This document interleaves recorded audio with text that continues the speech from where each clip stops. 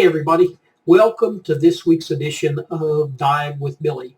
So I wanted to talk a little bit, since this is my second video, I wanted to talk just a little bit about what I've learned over the last year in diving. And I'm going to be honest, it's very brief because I've not only just been diving a year, or I got my dive certification back in February of last year.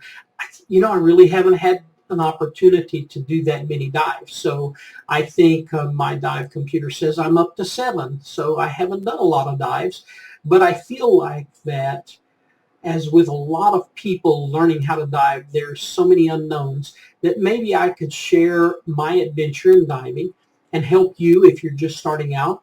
Maybe I'll have some ideas that you didn't think of if you're an old timer. And I just wanted to share this adventure with you. So I'm going to do videos of equipment that I use or equipment that I've tried out. I'm going to do videos of my dives. We're going to talk about how I did those videos and how we can look at how quality differs between some of the videos. We're going to talk about locations that I've been able to dive. But bear in mind, when I'm doing all of this, I'm not a professional diver. I am a guy that works every day, goes to work every day just like you do. I work in IT, and so just to give you a little bit about myself, I manage an IT department, and I have a lot of fun doing that. But diving is kind of a unique experience for me. So about a year ago, we went to Honduras, Roatan, Honduras, and I told my wife, I said, I really want to try to dive. I want to do that. I'm older now, and I've got a little more money than I had when I was young. When you're young and you have a family, you don't have a lot of money, and so, or maybe when you have time, you don't have money, and when you have money, you don't have time. But either way, that's kind of where I was. So while we were there, I had a great dive instructor in Roatan, and he helped me and trained me, and I got my first open water certification. I was very proud of that. We got to dive on the reefs, and it was a very unique experience. But then I got home, and I didn't know what to do next. And I think that's where a lot of vacation divers are. You get home, and then you don't know what to do next. What do I do now? Some people just know exactly what they're going to do, and they go after it. But for some of us, you get home, you don't know what you're going to do. And for me, it was more than just not knowing what to do. I got home, and then COVID started. And so then not only did I not know what to do, but it was very difficult to do anything at all. One of the early on mistakes I made was we went to an estate sale, and I bought a Mars regulator, and anyways, a whole regulator setup, and I thought, man, I've done really good, and this is cheap, so I'm going to save some money here. And I discovered that the dive shop that I wanted to work with didn't service this kind of equipment, and so it's hanging on a wall in my garage. I'm going to get it serviced eventually because it's too good to get rid of, but I'm going to get it serviced eventually and have it as a backup. But had I known now what I know then, I wouldn't have bought the regulator at all.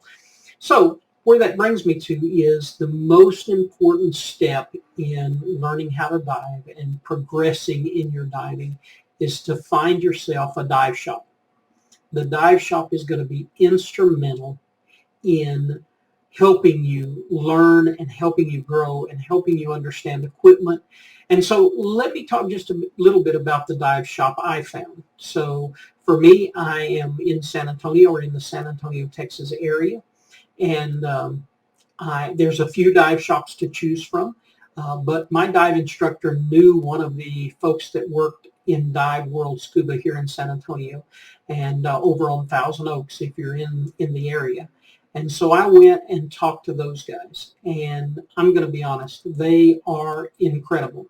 So they showed me all the equipment that and the various options. So this is an option that cost X amount of dollars. This is an option that cost X amount of dollars. So they were great in showing me. And even then, they asked me how much did I want to spend and how much was I, what was I comfortable with. And so that started me down the path. So I bought, and they have a heated pool there that they train people in. And anyway, we started down this path, which was really great, and I got my equipment. And for me, it made more sense to invest in the equipment because I really want to do quite a bit of diving. I'm in South Central Texas, so the weather's pretty good here, and there's quite a few places where you can dive inland in rivers and lakes.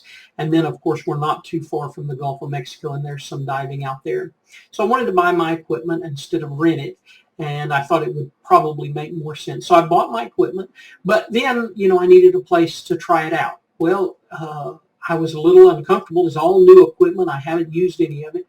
One of the folks that worked there at Dive World, Trevor was his name actually, he said, come on, let's go. We'll go on Sunday and we'll go for a dive in the Comal River, which is in New Braunfels. And that river is comfortable. Stays 73 degrees year round. He said that way, and it's not too deep. I think the deepest I've been in that river is like 13 feet. So it's not very deep. The water is very comfortable. It's kind of like a drift dive because you've got the current of the river. And so he helped me work through all of the things, trying to get my gear set up, making sure I was comfortable with all of it, making sure all of it worked. And so that was an incredible resource for me as I moved forward in my diving. Now, I have been diving several times since then, and sometimes with the dive shop, which is really great, sometimes on dives that are not around this area, sometimes up in the hill country in Texas. And I share those. So as many of you saw, the first video I made was one of the dives that kind of got me thinking about YouTube. So never done YouTube before, never done YouTube videos, but it kind of got me thinking about, hey, maybe I can share this. It will help folks. It'll help me because it helps me go over all of these things. And it gives me a place to kind of review my adventure, because diving for me is an adventure, and it gives me an opportunity to kind of review that adventure and see where I've been and what I've done. So in the first video, we were on some private property up on the Frio River, and in Texas, as you may or may not know, Frio is cold, so the cold river here in Texas, and the water was clear, about 15 feet or so, 16, 18 feet. The water was nice and clear, but it was cold, 47 degrees. And so that dive, I learned a few things about my gear and about the fact that some of my gear is not warm enough to dive in 47 degree water. So I learned things as I went. In future videos, I want to not only show videos for places I've been, but I also want to talk about equipment that I'm using or that I'm trying, or, give you an idea of what worked for me and what I want to do in the future and how I want to dive. So while we'll have actually live diving events, I'm also interested in finding folks that want to dive. Maybe you're out there and you've got a YouTube channel and you want to dive, and we can dive together and we'll share each other's videos. Or maybe you just need somebody to go diving with you one weekend and you want to hit me up. I'd be interested in doing that, exploring new places. So there are a lot of new places I'd like to explore and get to see those opportunities. So these are all things that I'm working on with these videos. I hope to have one out at least once a week, maybe a few more, depending on if I get to dive that weekend or not. And I want to share my adventure with you. Next step for me, I want to get my advanced open water certification. I'm going to do that this spring as soon as the water starts to warm up. So that's kind of the next step for me in my diving adventure. I would like to say one thing. So many times when we're diving, we worry about our breathing. We worry about our buoyancy. We're trying to do it like the pros do. My dive instructor, he was amazing. He could just stay anywhere in the water he wanted to, and he was hardly breathing. I mean, he didn't use hardly any air. It was amazing. So you try to mimic that and you try to be that person. Let me tell you, what you really need to do is enjoy the dive.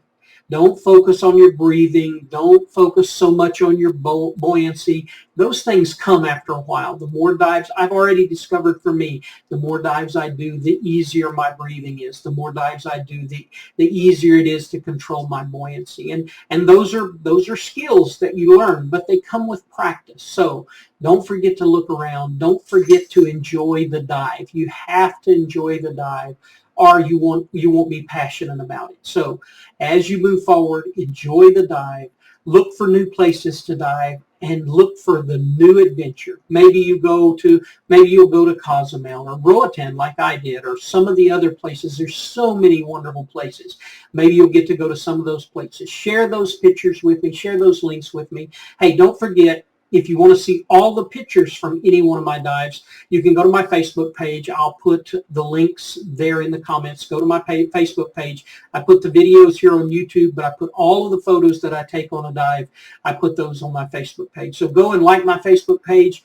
Subscribe to the YouTube channel. That way you can see new videos as they come. If you've got suggestions, you know, like I said, I've never done YouTube before. This is brand new to me, so I'm just starting out. I know I need some different equipment, but bear with me. We're going to make this happen. It's going to be great. I can't wait to see you next time, and we'll be talking about what kind of camera I use on my last dive and how I shot the video. So please join us for that, and don't forget to subscribe and like.